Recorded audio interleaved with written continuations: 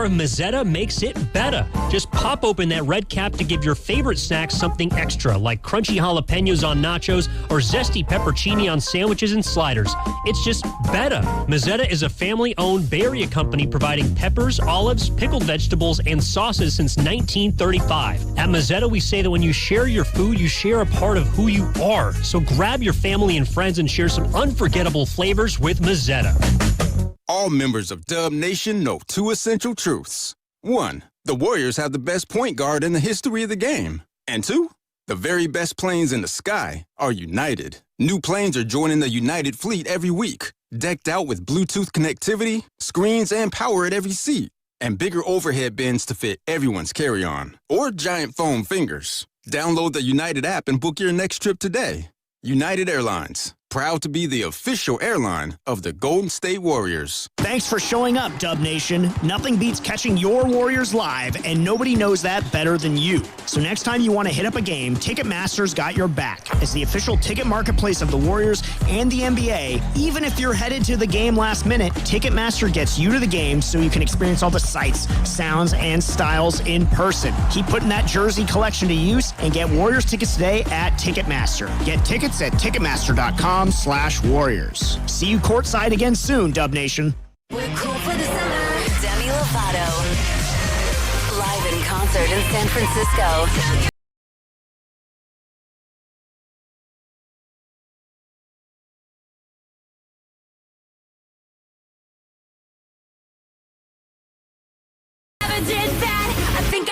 The brand new album, It's Not That Deep, is available everywhere now.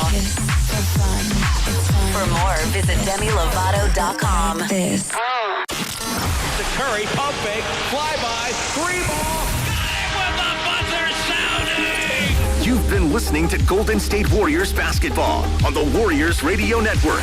Presented by United Airlines. For tickets, visit Warriors.com or call 888-GSW-HOOP. Don't you wish you were here?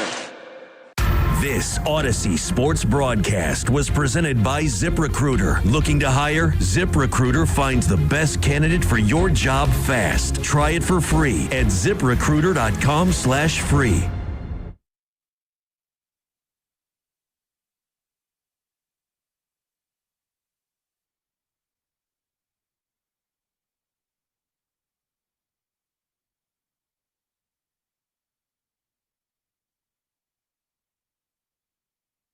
Melton tipped it forward. Horford's got it. 8 to go. Goes in. Layup no good. Tip no good. Horford grabbed it again. Ripped it away. Falls down. Feeds Santos. Santos goes back up and scores! Low right. Warriors lead. 19 seconds to go. Memphis won't call time. Small. Driving left on Santos. In traffic. In trouble. He has to throw it now to Meshack with 8 seconds. Goes up. No good. Rebound. Cam Spencer. Fadeaway. Blocked by Pajemski. Grabbed by Horford. Throws to Melton. The Warriors have won the game. Improbable. Unbelievable. Final score. Golden State 114. Memphis 113. Yeah, I'm just about in complete agreement. I realize that this was a game against a Memphis Grizzlies group that had turned its back on the letter W at the trade deadline. I realized that Steph Curry was watching on the sideline. I realized that this was Kristaps Porzingis' technical first home game that he had been inside of Chase Center as a member of the Warriors. But in spite of all of that, in spite of the 20-plus turnovers, in spite of the head-scratching decisions, in spite of the first 3.5 quarters of this basketball game, which had us reevaluating just what to make of the Golden State Warriors, they snatched victory from the jaws of defeat. And I realize again that this is a game that many people on a Monday night may or may not have watched, or are going to wake up tomorrow morning and say, what the heck happened in those last 5 minutes? But it was, as Tim Roy described on 95.7 The Game, an improbable, borderline, unbelievable win with the way that they had played for the first, 41 minutes of this basketball game. They trailed by as many as 17. They trailed in the fourth quarter by as many as 13. And the Warriors, with 4 minutes left to go in the game, were down by 10 points, 113-103. They go on an 11-0 run to finish out the game, and they take down the Grizzlies. They come back against Memphis and beat them in the second-to-last home game before the All-Star break. This is Warriors wrap-up on 95.7 The Game. My name is Evan Giddings, and that was a game that I think a lot of people watching, both inside and outside of the arena. Shoot, I went to go see a couple of high school friends at halftime, and they're big Warriors fans. One of them is a massive fan, but it was her first game here during this season, and I said, it's a little tough, obviously, with Jimmy, and she's all tapped in and knew what was going on, and was able to get out to have a good time. And by the end of the game, I'm just sitting there thinking, wow, she got her money's worth. Everyone that they brought to the game got their money's worth. And it was because of the Warriors, number one, their effort.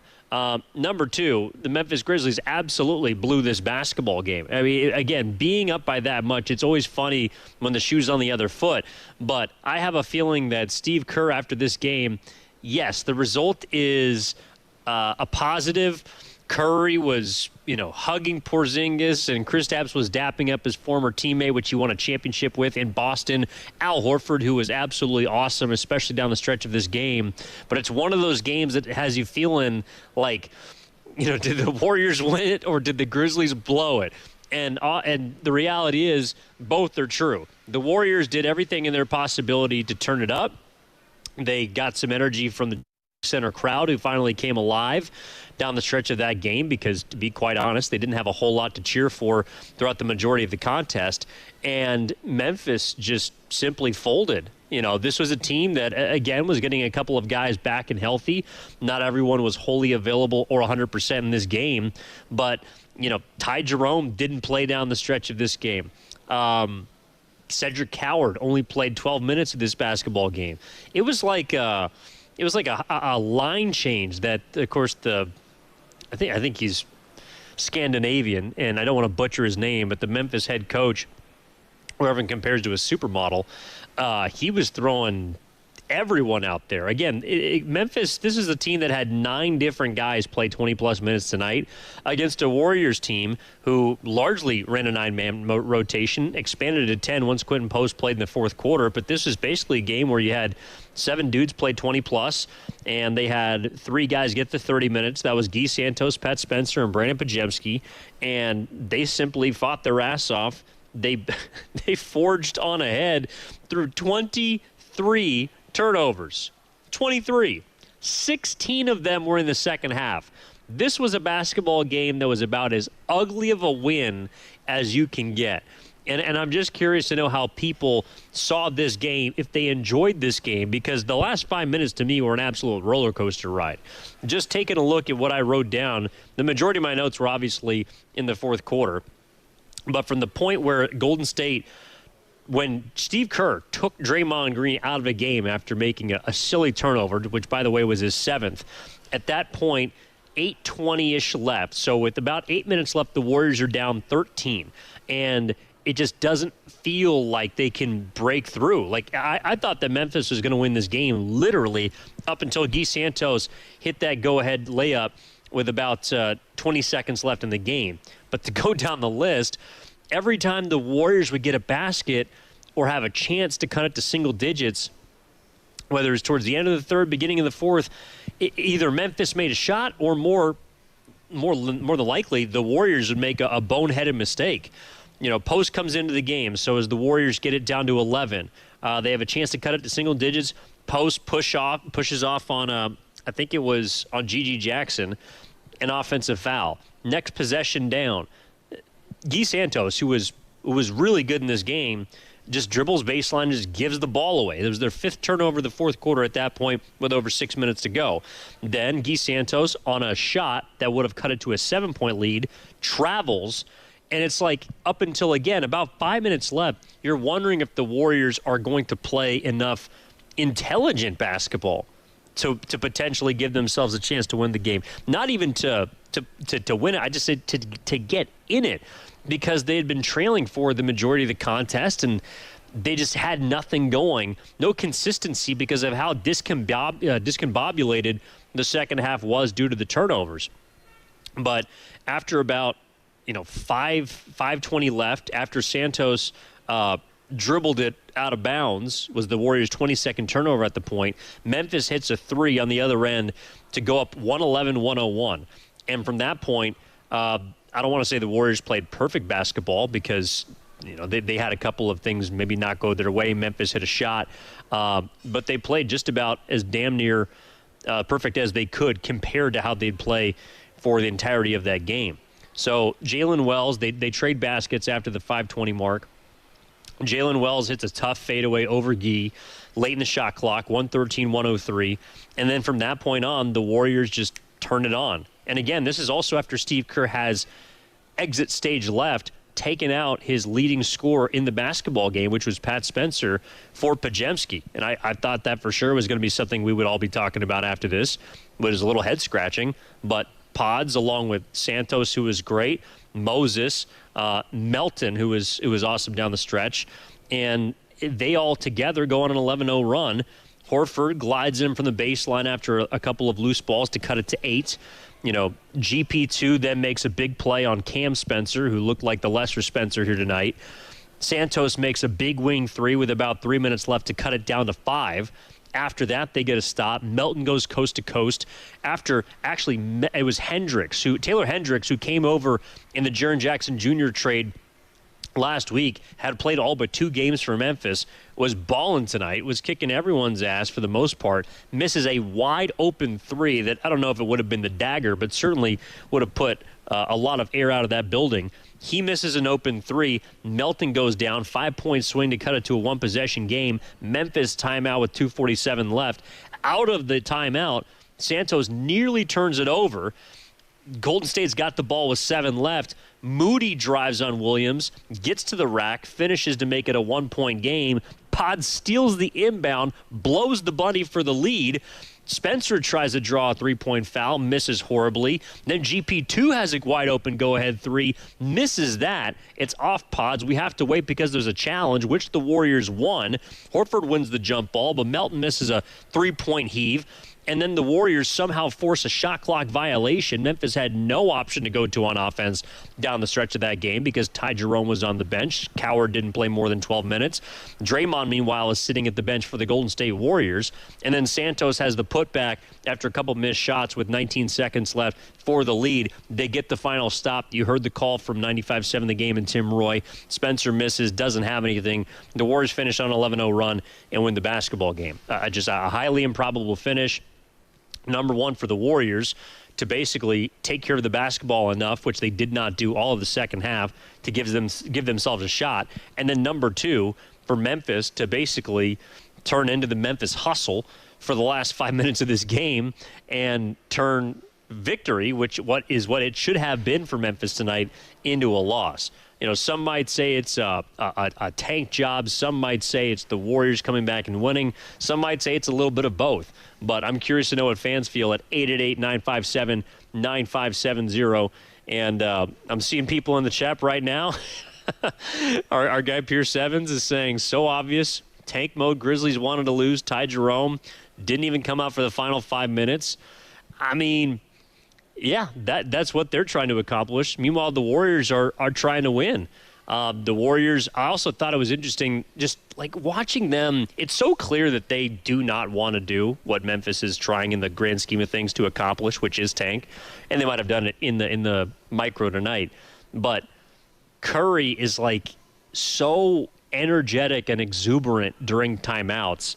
You can tell that he's trying to get his troops in line. He wants them to win this game. Porzingis, and he hasn't played in a Warriors uniform yet, but that was his first time at Chase Center. You could tell he was eating up the entire atmosphere. And I don't think that anybody was happier to take a seat than Al Horford. And at the end of that game, he runs to the bench. He sits down. He's like a plus 23 after they come back. And Kristaps Porzingis just is all over him, hugging him. And, who knows? Those are teammates that won a championship together in Boston. They're obviously close. Now they're playing together in Golden State. That's a potential double big lineup down the line if Porzingis can stay on the floor. It's just interesting seeing the vibes from the Warriors bench because this was a game that they were supposed to lose, was looking like they were going to lose, and somehow found a way to win.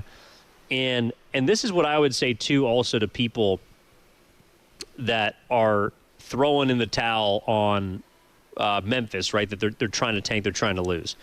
There are a lot of teams out there that are trying to lose right now, and some still find ways to win. Exhibit A tonight was the Utah Jazz, who were up, I think, 10 in the second half against Miami, pulled all of their guys.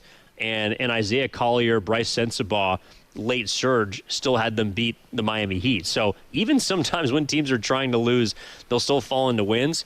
Meanwhile, for the Warriors, it just goes to show that if you are still at this stage in the game, after the deadline, after your team has picked a direction for the most part, if you're still out there giving effort, you can beat.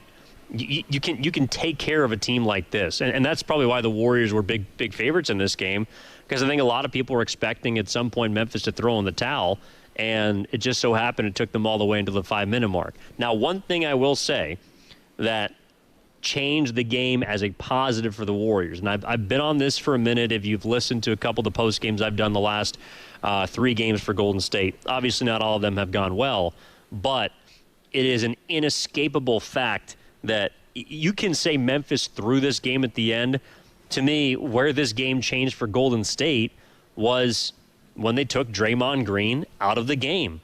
And this is not the first time that this has happened, not just this season, not just this month, but this is not the first time this year, and especially as of late. Phoenix, no, it wasn't the Phoenix game. There was a game recently in which Draymond Green was taken out. No, sorry, it was the Phoenix game for the final 6 minutes of that game.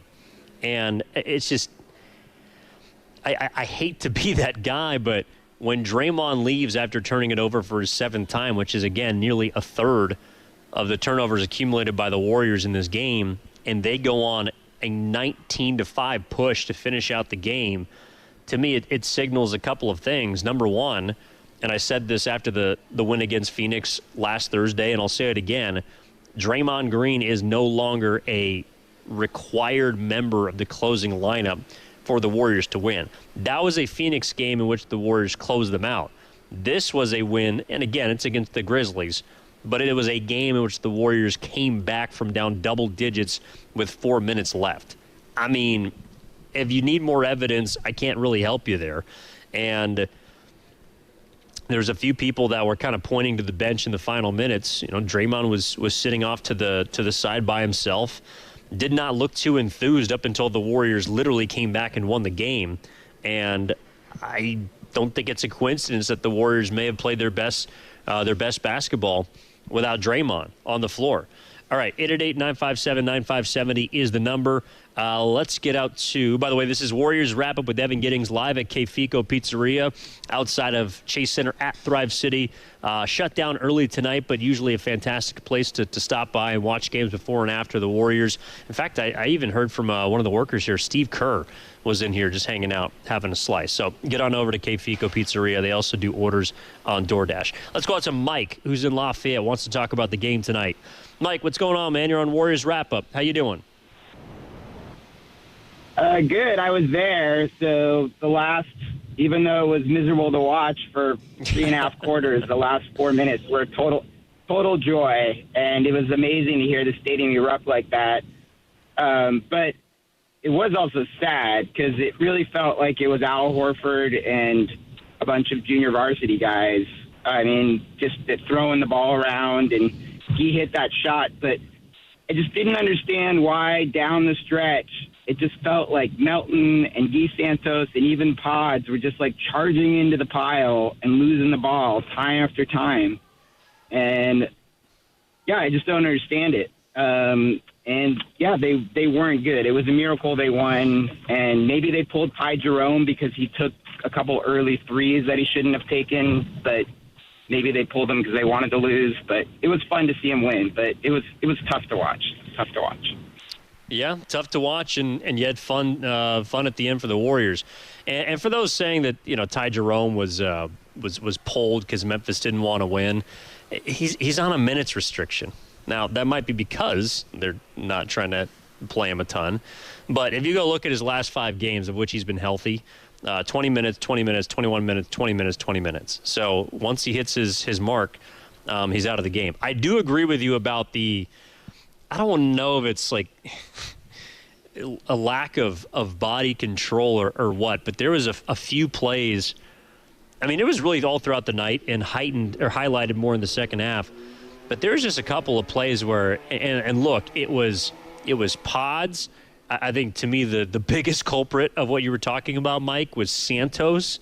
Draymond obviously had a few, but just charging into the middle of the trees of Memphis and expecting to get out of there unscathed. You know, it was like you're walking through the Amazonian rainforest with a machete, just hacking weeds left and right and expecting to be completely clean by the time you get out to the other side. And I think that's one of the reasons why the Warriors turned the ball over 23 times. It led to 20-plus points for Memphis and was probably the biggest reason why I thought the Warriors were going to lose this game, because they just could not take care of the ball. And if not for the bench and really the closing lineup going on that run, which I don't think is a coincidence, took care of the basketball in the final 5 minutes of the game. If they hadn't done that, if they had not turned that around, they absolutely would have lost. You know, and so this is a win that I think you can take multiple ways. It's a win that moves the Warriors 4 games above 500. It's a win against a bad team. The Grizzlies are not trying to win long term, and they're 12 games below. But these are the kinds of games that, let me ask you this. If the Warriors had lost this game, which they were absolutely on track to do, what would be the conversation right now? What would be the conversation tomorrow? I'm not sitting up here telling you that was an impressive win by Golden State. But what I am telling you is that this team, and I've talked about it ad nauseum, you know, this is a team that is not intent on giving up on this season. Now, they might naturally fizzle out. They might naturally erode, and when Steph or Porzingis comes back, who knows, maybe they're not as effective, maybe they get hurt, maybe this is largely what the product is going to look like for the last 28 games of the season. But to me, the fact that you're going to get effort from this team every single night, combined with the fact that after Wednesday you have an 8-day break, between now and the end of the All-Star break, you get Steph back, you're looking at Porzingis. You know, this is a team that is hopefully going to have some stuff to watch. Like right now is, without Curry, without Butler, this team is absolutely nothing. And it was shown by, I think, the first 3 quarters of this game. But you put together the effort that the Warriors have not just shown, I think, over the last quarter or two, but against LA it was there. They didn't make shots. Phoenix, they managed to grind that game out. Even against Detroit, Curry got hurt. You saw effort in that game as well, right at the end of January. So I think this team is, they're not world beaters. They're not contenders. But they're not, they ain't the Memphis Grizzlies, I can tell you that. And I think for some people that's a hard reality to come to grips with. And to me, a game like tonight is why Mike Dunleavy Jr. was talking about no expectations, right?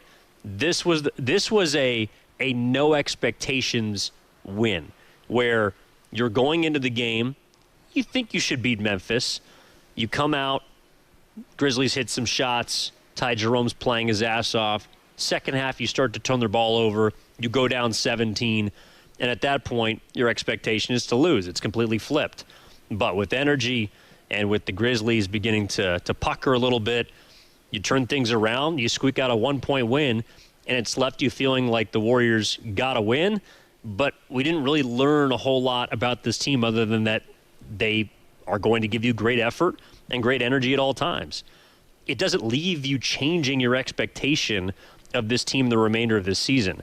And so that's why I feel like, as much as people hated Dunleavy not talking about an expectation for the remainder of the season, tell me watching that basketball game, you're left with a higher expectation than you came in. It was an exciting win down the stretch, an exciting moment. And Kerr was happy, Porzingis was happy, Kerr was happy. Maybe not with the 23 turnovers, but he's happy with the win. But it doesn't, and that's why I think it's a little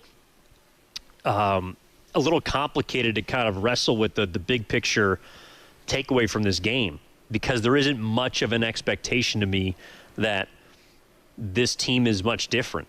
We know that this team is going to give us some moments, that it's going to make you feel good for a few minutes at a time.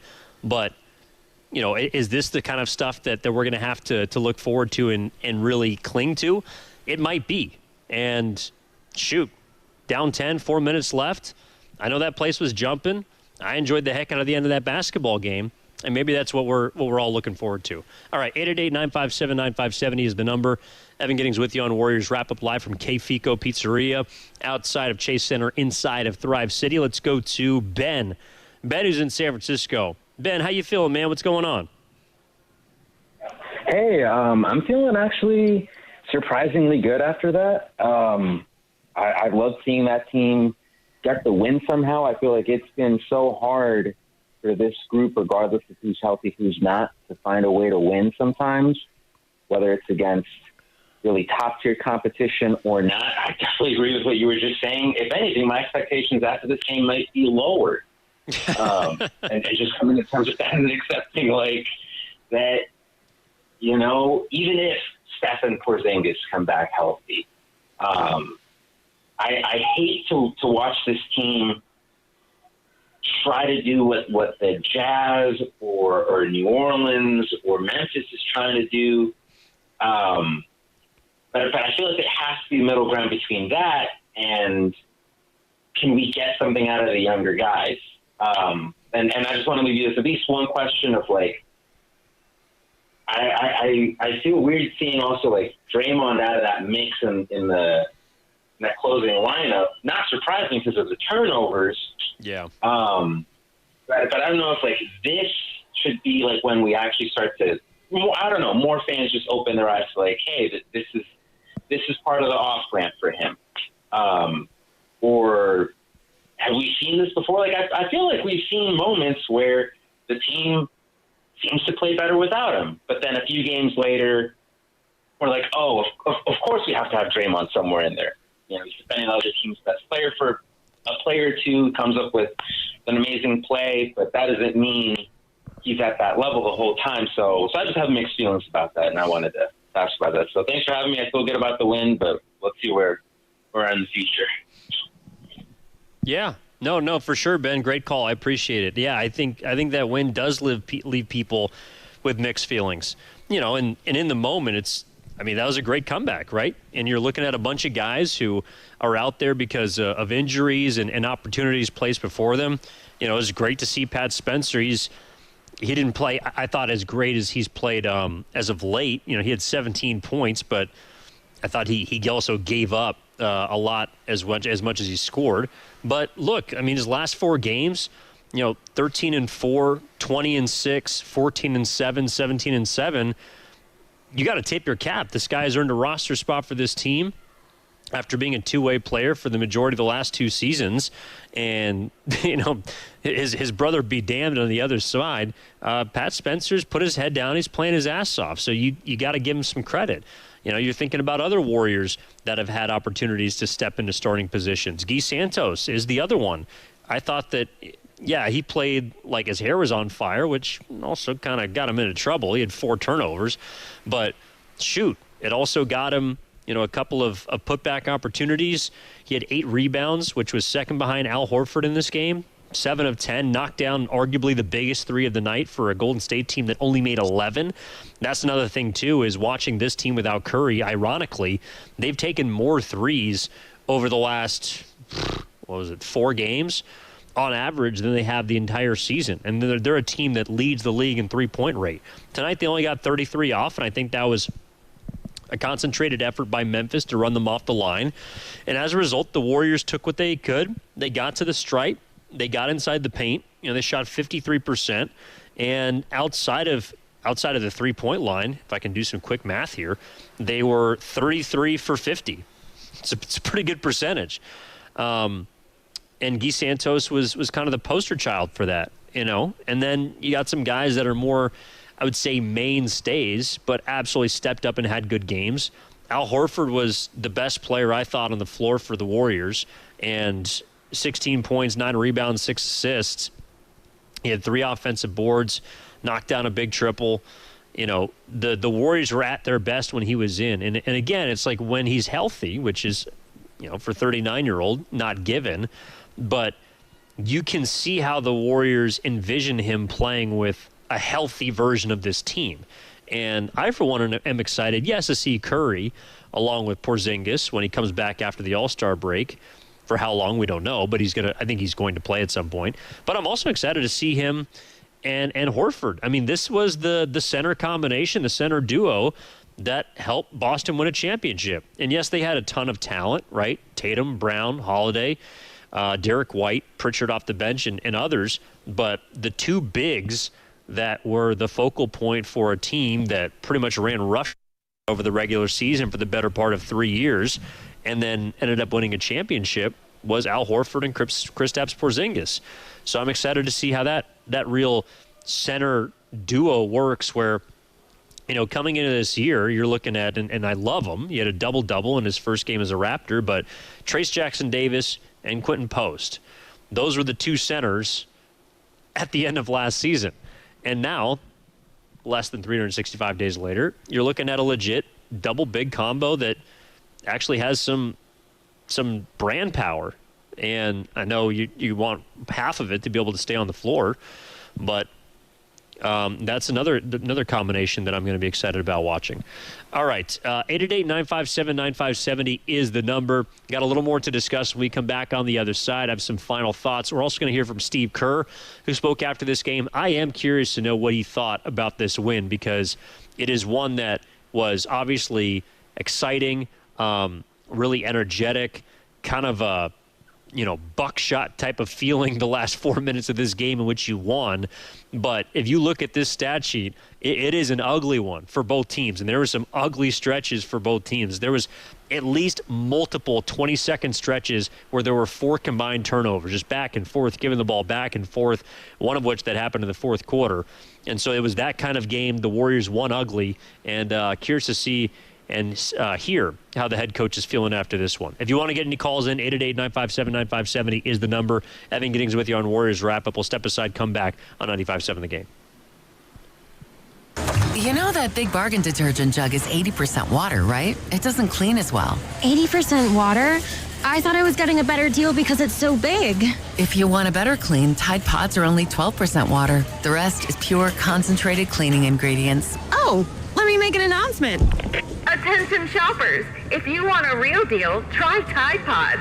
Stop paying for watered-down detergents. Pay for clean. If it's got to be clean, it's got to be Tide Pods. Water content based on the leading Bargain liquid detergent. What if the greatest player on the court wasn't who you expected? This February, get ready for heart, hustle, and a whole new kind of hero in Sony's GOAT, the animated sports adventure for the whole family. From the team behind unforgettable stories and executive produced by Steph Curry comes a movie about believing in yourself, defying the odds, and proving that greatness can come from anywhere. Don't miss Sony's GOAT, exclusively in movie theaters February 13th. Bring the family, feel the fun, and witness the rise of a true GOAT. GOAT, rated PG, only in theaters February 13th. Looking for lifelong financial guidance? Look no further than Pettinelli Financial Partners, your dedicated financial coaches for every stage of life's journey. Whether you're planning for retirement, starting a family, or buying a home, we're here for you every step of the way. Visit PettinelliFP.com. The financial consultants at Pettinelli Financial Partners are registered representatives with and securities offered through LPL Financial. Member FINRA SIPC. Investment advice offered through Stratos Wealth Partners, a registered investment advisor. Stratos and Pettinelli are separate entities from LPL Financial. Neuropathy is a debilitating condition that is sometimes misdiagnosed. Symptoms can include pain, numbness, and tingling in your hands, legs, and feet.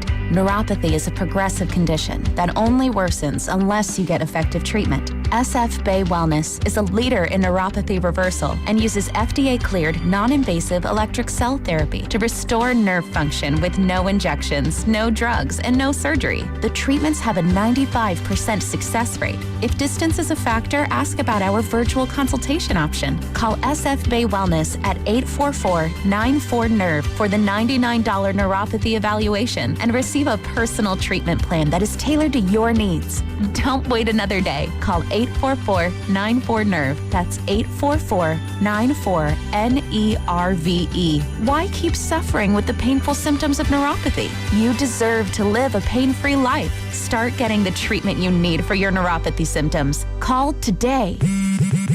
Straight Talk Wireless presents Pickup Truck Wisdom. The smartest way to spend your money is not to. Straight Talk offers free 5G phones for new and existing customers on Verizon's 5G network. So the refund money I don't spend on that free phone is the refund money I get to keep for my family. Smart. Find us at straighttalk.com and Walmart.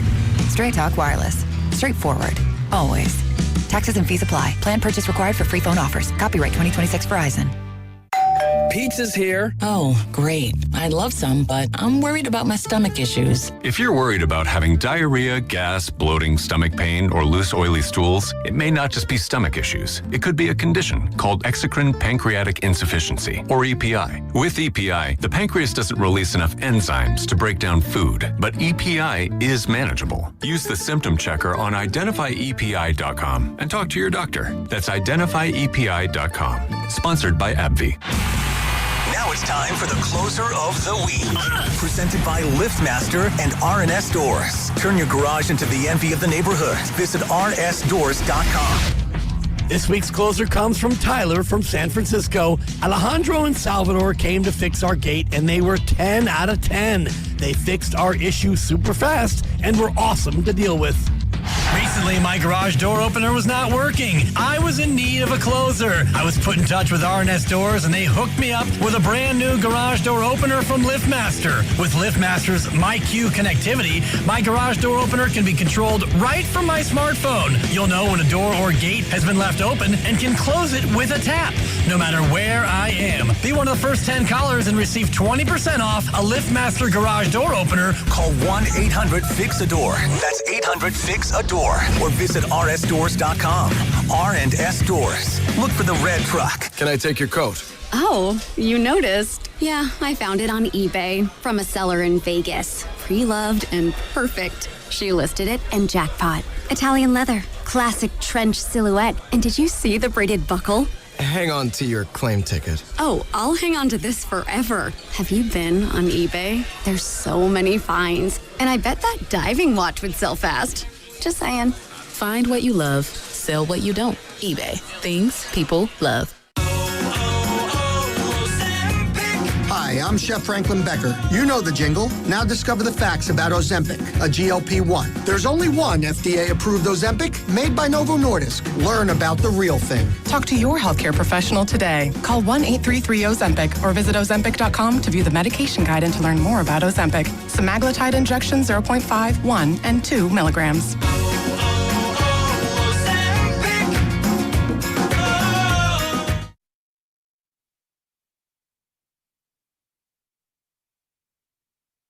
Peyton looks, feeds Horford on the bounce, guarded by Small. They double him. He skips across court to Melton. Run off the line by Anderson. Jump pass to Santos above the break, right side. Got it! 113-108. Two-possession game, and we're in a clutch game now for Golden State. They haven't been great in the clutch this year. This would be a nice win if they could pull it out. Now back to Warriors Wrap Up on 95.7 The Game. Yeah, put him in a clutch time, pardon me. At that time, though, I'm not sure that anybody inside of Chase Center or watching that game thought that the Warriors were going to pull off what they did, which was go on an 11-0 run over the final 3+ around 4-ish minutes left in this fourth quarter. They outscore Memphis by 14 points after Draymond Green gets subbed out with a little over 8 minutes left, and they come all the way back. They trailed by as many as 17 in this game, and they beat Memphis 114-113. This is Warriors Wrap Up on 95.7 The Game. Evan Giddings with you. The Warriors now 4 games above 500.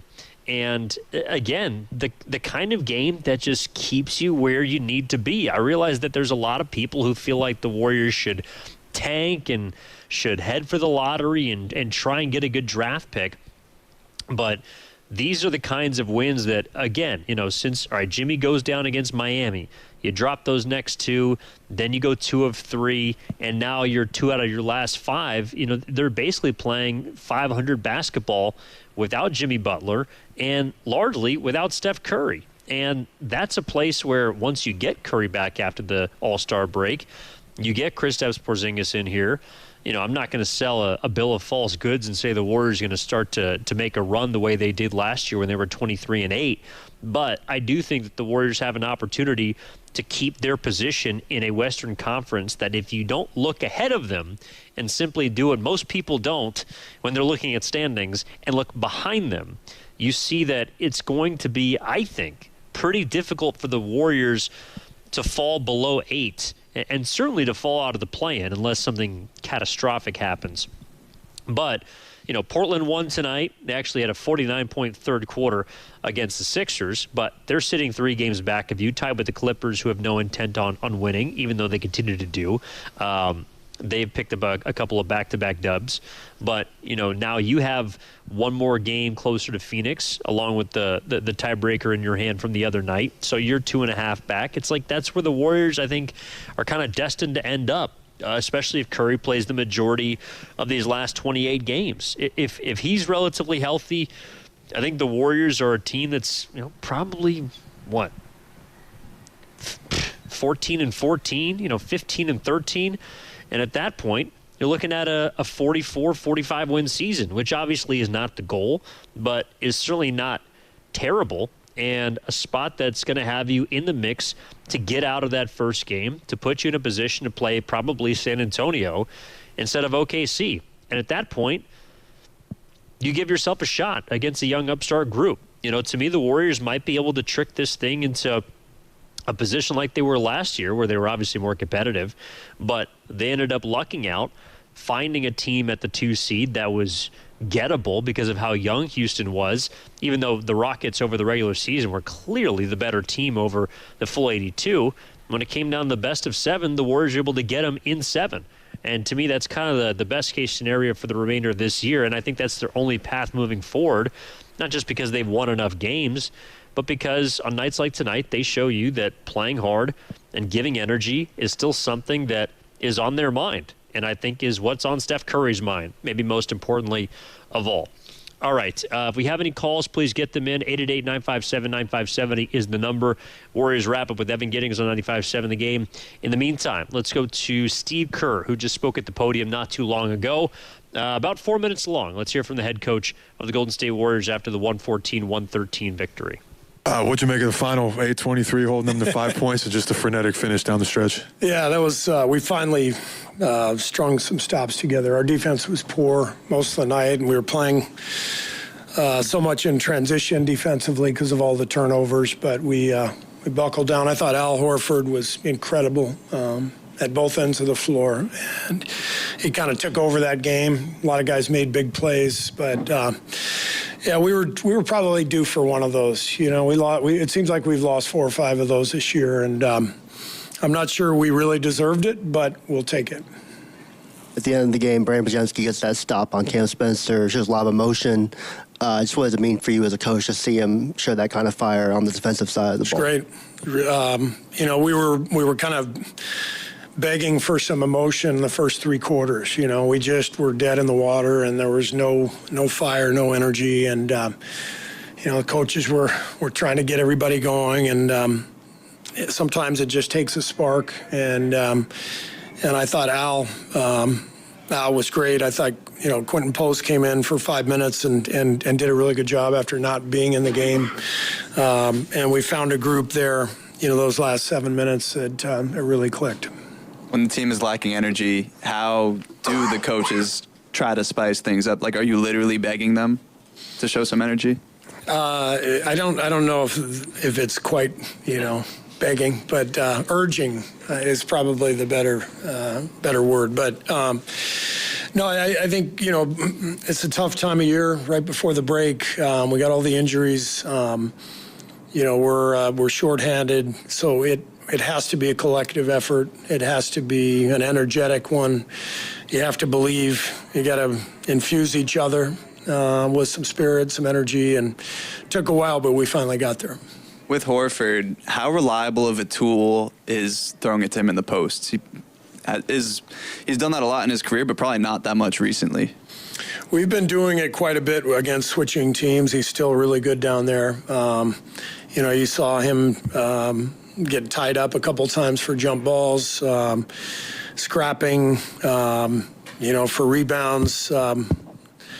I walked in there, he had like claw marks all over his arms and neck, and it was a physical battle for him with all those guys harassing him in the post and in the paint. But like I said, he was the key to the game. 16 points, 9 boards, 6 assists, no turnovers, and a plus 24. Yeah, it was Al's night. What went into picking that 5 that closed the game on that 11-0 run?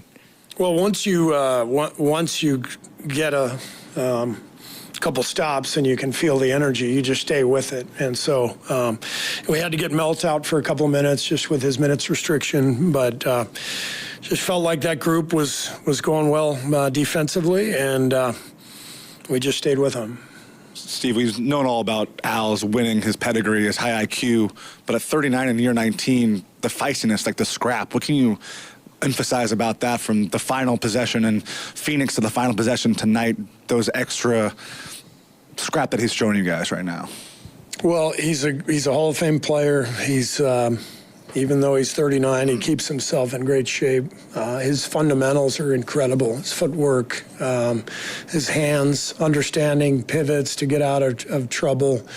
That's what I think 4 years at Florida, if I'm not mistaken, 2 national titles, playing for Billy. He came into the league ready, and then you add 19 years on top of that, all that experience. He's seen it all. He's a great player, and we're lucky to have him. Well, that was Steve Kerr after the win for the Warriors. Yeah, a lot of love for Al Horford tonight. Who, look, Al Horford. It took him a while to really get going for Golden State, and it sucks that unfortunately, it feels like now that he's playing his best basketball and maybe more well put, his healthiest basketball also coincides with the Warriors' health. Slipping off a cliff in regards to Jimmy Butler and Steph going down, and you trade for a guy that's hurt. But you think about what Horford this year is. Yeah, his numbers are far down, even below his last couple of years in Boston. Hasn't shot it as well from 3. His minutes have been far lower, points, rebounds, all that. But what he's done recently in his last few games, and especially the way that things have been trending over the over the recent months, his numbers have slowly sort of, I think, regressed to the mean in a positive fashion. You look at the first 2 months in October and in November, and he was shooting 32% from 3. Well, in 13 games in the month of January, he shot nearly 38%. So it's starting to come back to where it's supposed to be. Over that month, he was really good for Golden State, and I think it's continued a bit now into February. So, they're starting to get him on track. And again, I think when he's more backing up an actual big in Porzingis and is able to give you some of that pick and pop where, shoot, maybe they're using him in the post. But if he can give you 20 to 25 minutes a game, you can close with him. I just think he can do a lot of different things. And so, again, this is a Warriors team that to me it's got a ton of limitations. There are plenty of issues that they have to solve this summer to make and improve this roster. But for right now, this is what you have. And what you have is a team that is unwilling to lie down, that is absolutely, I think, going to be in a lot of basketball games just because of how much energy they're showing against teams who have already made their choice, right? Memphis has made their choice. They're a team that is not intent on doing much the rest of the season. I think on Wednesday, it will be a really good test for Golden State just because the San Antonio Spurs are a much better team. And then after that, you're going to get some big boys coming out of the break with Boston, Denver, just immediately, Thursday and Sunday, right after the All-Star break. So you're not going to catch any breaks there. And I think these next 3 games to finish up a 4-game homestand will be a nice indicator of where the rest of the season has the potential to go. Because you should hopefully have Curry and KP back against Boston and Denver. So you'll be as close to full strength with some rest as possible. You're playing 2 teams that are in the top 4 in their respective conferences and 2 teams that have legitimate title aspirations. So, Wednesday they're going to finish this thing out, head into the break, hopefully with a little bit of steam. And more importantly, looking at a break that's going to get them some health, which is going to be wealth for the Golden State Warriors. All right, I believe we don't have any calls to go to, so we're going to wrap it up here just a hair before 11 o'clock. Again, live from Cape Fico Pizzeria. Thank you to everybody that hung out here late for us, as well as everyone watching on YouTube and Twitch, everyone that chimed in on the Boxer and Gerson Work Injury Attorneys text line, everyone that called in. Big thank you to, as always, Cameron Williams, our network coordinator back at our Laughing Monk Studios at 95.7 The Game. Steve Risotto, a.k.a. Pasta, shout out to you for chopping up everything for us here tonight, making it sound fantastic. Big thank you to the Warriors for coming back and giving us something to talk about here late against Memphis. Down 10, 4 minutes left, no problem. 11-0 run, 114-113 the final score. My name is Evan Giddings saying so long from Chase Center right outside of Thrive City, and we'll talk to you next time. Again, tomorrow, mostly Dubs, all ahead. Morning Roast, Steiny Guru, Wilder and Dibs, all ahead on your home for Golden State Warriors basketball. 95-7 The Game. We'll talk to you next time. Walking into the building for the first time after the shooting, it was crippling, but it had to be preserved. In response to the Pulse nightclub shooting that affected the LGBTQ community,